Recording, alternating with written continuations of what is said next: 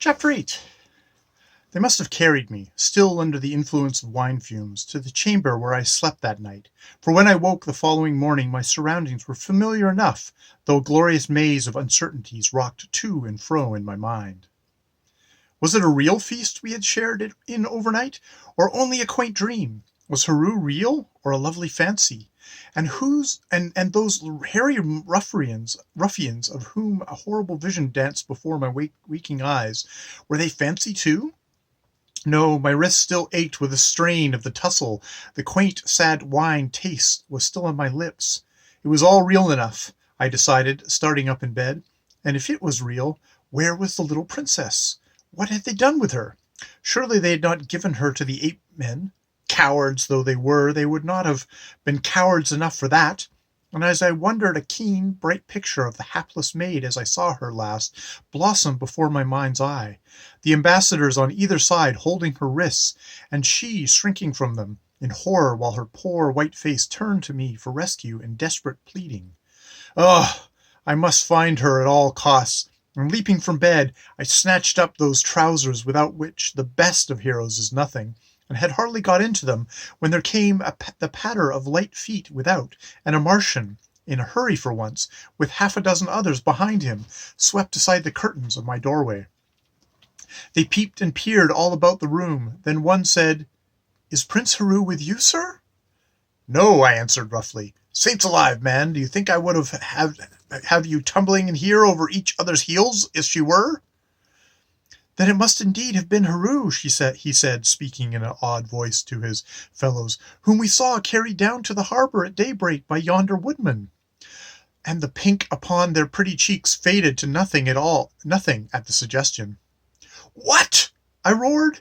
"Haru taken from the palace by a handful of men, and none of you infernal rascals, none of you white-livered abortions lifted a hand to save her? Curse you on you 1,000 times! Out of my way, you churls!" And snatching up the coat and hat and sword, I rushed furiously down the long marble steps, just as the short Martian night was giving place to the lavender-colored light of morning.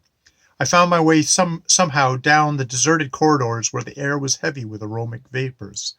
I flew by curtains, niches, and chambers where, amongst mounds of half-withered flowers, the Martian lovers were slowly waking.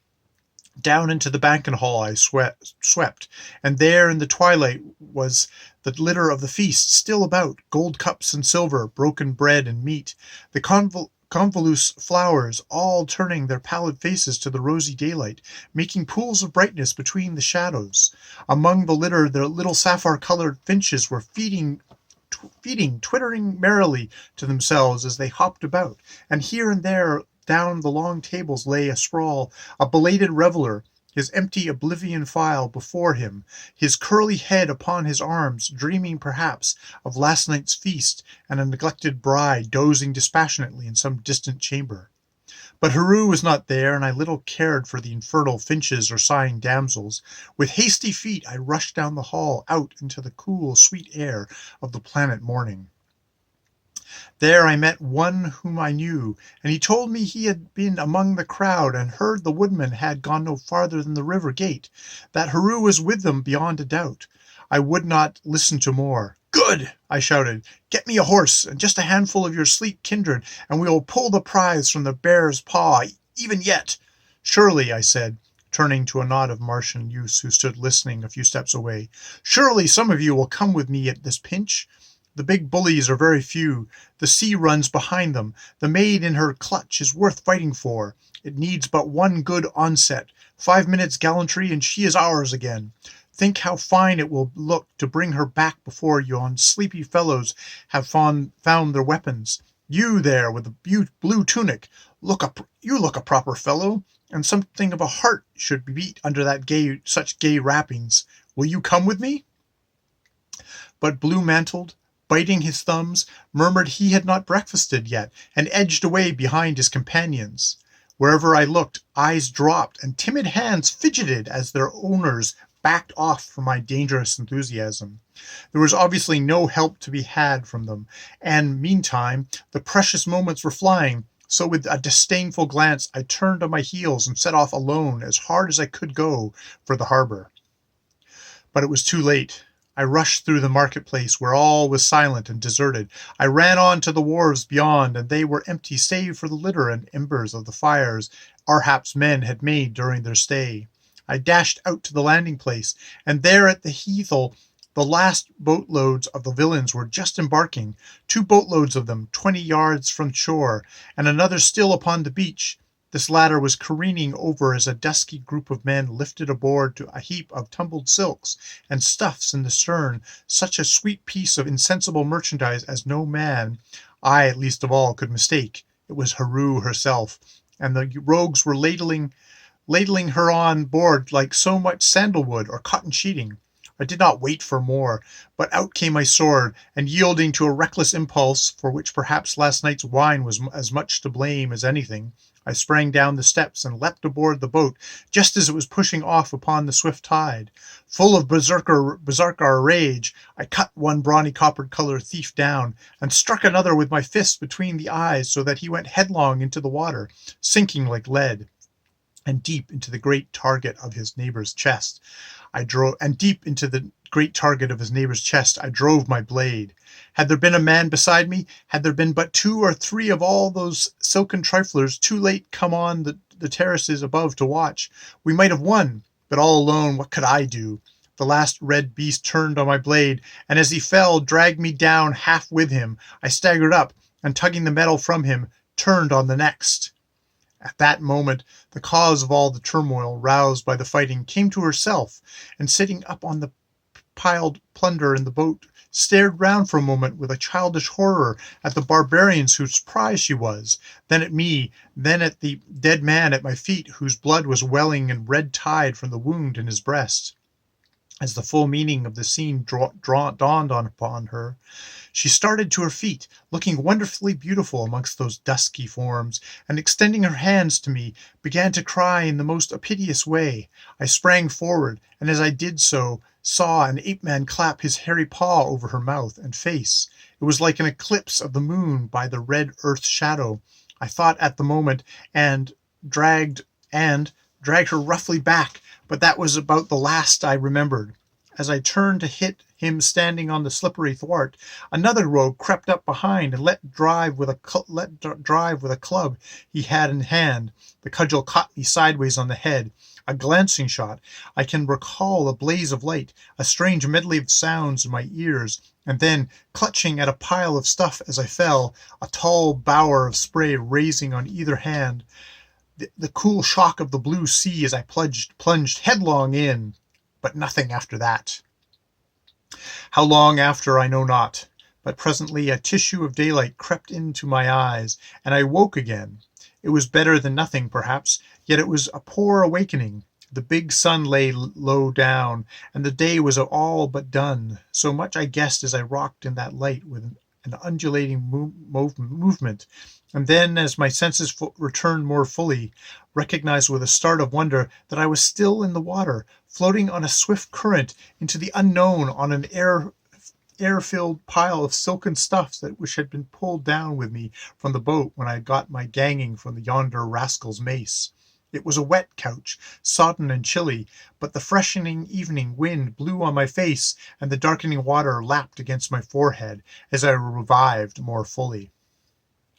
Where had we come to? I turned an aching neck. All along to both sides seemed to stretch steep, straight coasts about a mile or so apart, in the shadow of the setting sun, black as ebony. Beneath the two, the hampered water ran quickly, with, away on the right, some shallow sandy spits and islands covered with dwarf bushes. Chilly, inhospitable-looking places they seemed as I turned my eyes upon them. But he who rides helpless down an evening tide stands out for no great niceties of landing place. Could I but reach them, they would make at least a drier bed than this of mine. And at that thought, turning over, I found all my muscles as stiff as iron, the sinews of my neck and forearms a mass of agonies, and no more fit to swim me to those reedy swamps which now, as pain and hunger began to tell, seemed to wear the aspects of paradise. With a groan, I dropped back upon my raft and watched the island slipping by, while over my feet the southern sky darkened to purple.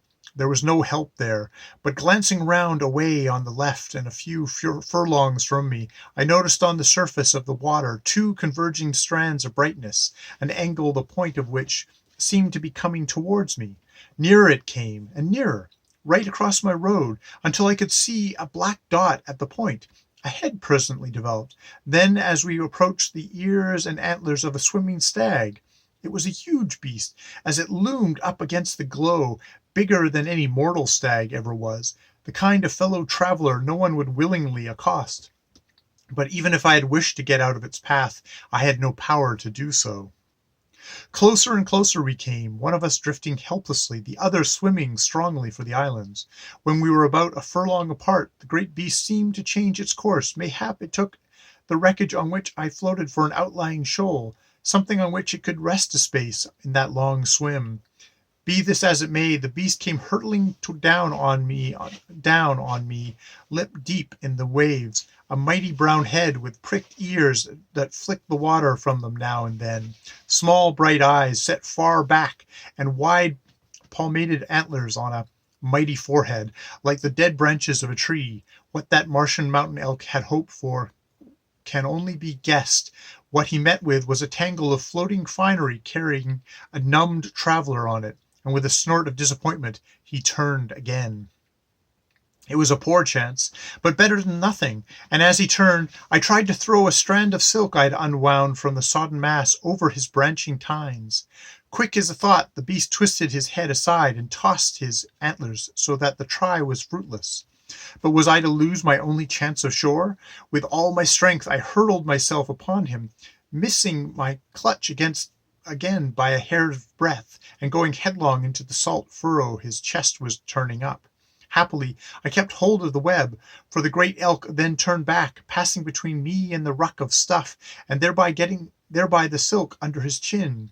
And as I came gasping to the top once more, round came that dainty wreckage over his back, and I clutched it, and sooner than it takes to tell, I was towing to the shore, as perhaps no one was ever towed before. The big beast dragged the ruck like withered weed behind him, bellowing all the time with a voice which made the hills echo all round, and then, as he got to his feet upon the shallows, rose dripping and mountainous, a very cliff of black hide and limb against the mighty shine, and with a single sweep of his antlers tore the webbing from me, who lay prone and breathless in the mud, and, thinking it was his enemy, hurled the limp bundle on the beach, and then, having pounded it with his cloven feet into formless shreds, bellowed again victorious, and went off into the darkness of the forests.